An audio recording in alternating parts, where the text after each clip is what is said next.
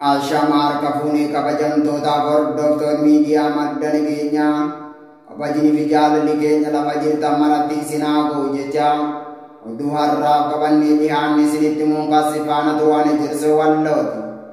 Oduu keenya jalqabaatiin kaaba Oromiyaa godina Walloo aana baatee keessatti hidhattoonni Affaar guyyaa guyyaan ilmaan Oromoo ajjeesuu fi qabeenya qotee bulaa saamaa jiraachuun dhaga'ame.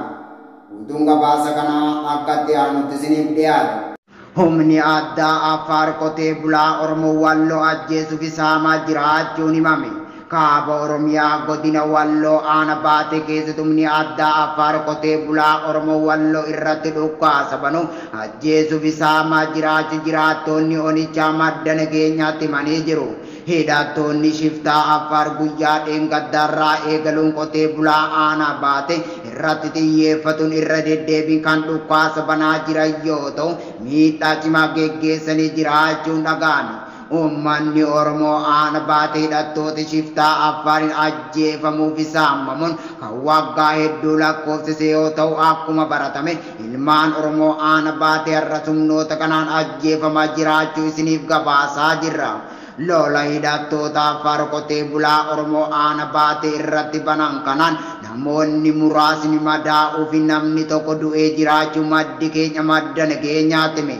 Guyyaa kaleessa jechuun hagayya 23 bara 2022 aduu guyyaa akka sa'aatii impaayera Itoophiyaatti sa'a jaarratti nama maqaan isaa Mahammad Ibree jedhamu bakka adda waataa fi calaqqaa araddaa Jagaraa jedhamutti ajjeefamuun meeshaa isaatti humnoota shiftaa Affaar saamamee jiraachuu jiraattonni onichaa madda nageenyaatti himanii jiru.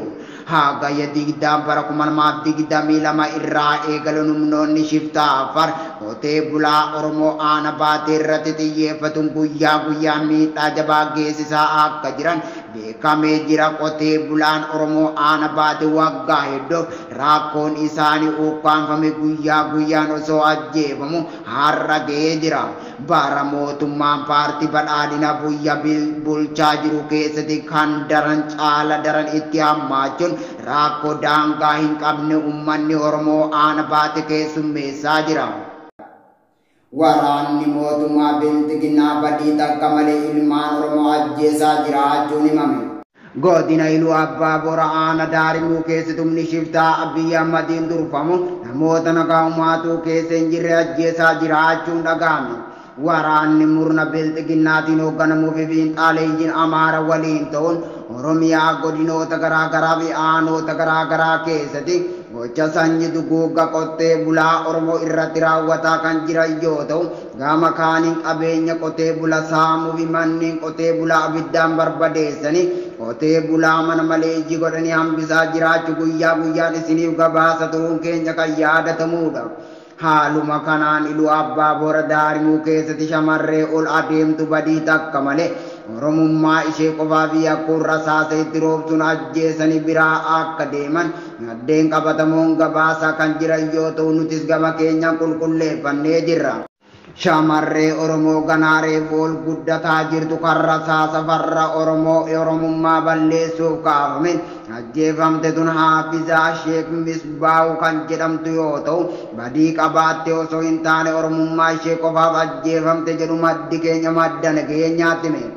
Akka maddi keenya gabaasa nuuf laate jedhutti shamarreen tun daa'ima xiqqoo reefu ol guddataa jirtu yoo taatu haadhi ishee waraana mootummaa impaayera Itoophiyaatiin ergaa hidhamtee kan turteedha. Mucaan tun haadha ishee mana hidhaa keessa jirtu ilaaluuf osoo deemaa jirtu humnoota shiftaa Abiyyi Ahmadiin akka ajjeefamte dubbatu maddi keenya garasii madda nageenyaatti hime.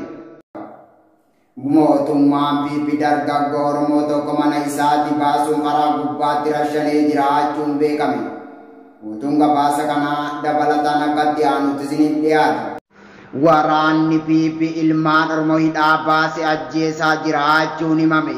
Godina Wallagga Bahaa keessatti fiinxaaleeyyiin Amaaratii fi humni shiftaa Abiyyi Ahmadiin durfamu qotee bulaa Oromoo irratti xiyyeeffatuun ilmaan Oromootii fi jaarsolii manaa baasuun jumlaan kan ajjeesaa jiru yoo ta'u guyyaa kaleessaa nama tokko manaa baasuun bifa suukanneessa ta'e rashananii jiraachuun dhaga'ame. Humni shiftaa Abiy Ahmed kan naasu tokko malee ilmaan Oromoo jumlaan ajjeesaa jirtu badii takka malee Oromummaa isaa qofaaf yakkuun godina Wallagga Bahaa aana gidda magaalaa Ayyaana naannoo hospitaalaatti nama maqaan isaa Araarsaa Tashoomaa jedhamu bifa suukanneessa ta'een ajjeesanii jiraachuu maddeen keenya gara sirra odeeffannee jirra. Dargaggoon kun badii takka qabaate osoo hin taane Oromummaa isaa qofaaf manaa baafame akka ajjeefame dubbatu maddi keenya madda nageenyaatti hime. Gochi sanyii duguuggaa murna bilxiginnaatiin uummata Oromoo irratti raawwatamu akkuma itti fufetti jiraachuun himame. Waraanni mootummaa faashistii Abiy Ahmed akka haaraatti uummata Tigraay irratti lola bananii jiraachuun beekame. Mootummaan bilxiginnaa biyyaan bulchu ofiin jedhu Tigraay irratti lola akka haaraatti banee jiraachuun himame. Waraanni mootummaa bilxiginnaa kan yeroo darbe gocha sanyii duguuggaa Tigraay fi bakkoota garaa garaatti raawwachaa ture ammas akka haaraatti lola cimaa kallattii kibba Amaara wal daangessan irratti halkan edaa barii sa'aatii 11tti eegalee jiraachu miidiyaaleen Tigraay kan gabaasan yoo ta'u ajajaan waraana Tigraay ibsee jira. Tigraay Seentiraal Koomaandii waraanni irratti banamuu ibsee jira. Waraanni barii irratti jalqabuu kan ibse yoo ta'u waraana kana dirqamaan kan itti seenan ta'us beeksisee jira.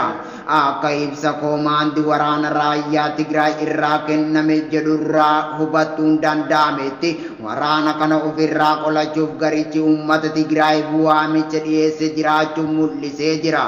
Lolli akka haaraatti uummata Tigraay irratti banamuu wal qabate miidiyaaleen gurguddaan wal harkaa fuudhuun gabaasaa jiru. Egaa kabajamtootaaf hordoftoota miidiyaa madda nageenyaa oduun har'aaf qabannee dhiyaanne kana gammaa daawwattaniidhaan qophiilee madda nageenyaa kan daawwachuu barbaadan Tiwiitara keenyaa fi yuutuubii keenya jala dhaqaasinii jechaa akka waan waliin turtaniif galatooma.